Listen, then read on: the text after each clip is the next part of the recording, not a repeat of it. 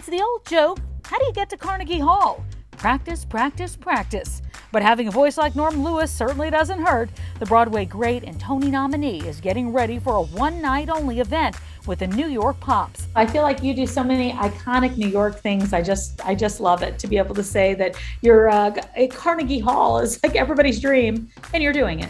Yeah, I'm so excited. I've been, I performed in that hall a few times, and it's such an amazing, one of the best I've ever performed in around the world. It's much of the countries I've been to, and it's still my favorite. But this is my solo debut, and I get to work with Stephen Reinecke with the New York Pops, and it's just going to be so much fun. Is there nervousness that goes into that, or you just know how to do it so well that it's not there, or because it's solo, it's a lot different?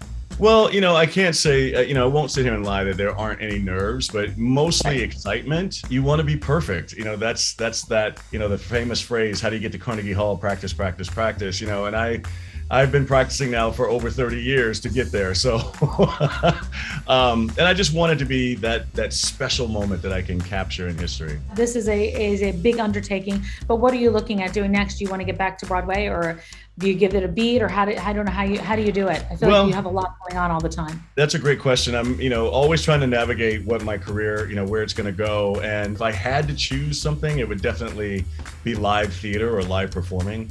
But, I love the medium of movies and television. And so there's a few things. I've just shot a couple of things. I can't say what they are right now, but they're going to be coming out soon. I did actually last year shoot Women of the Movement with Adrienne Warren and Tanya Pinkins and many, many stars in that show. And that aired already, but I think you can get it on demand. Women of the Movement is basically an anthology series. And I know that this is the first 6 of those. And like I said, Adrienne Warren is portraying Mamie Till, the mother of Emmett Till.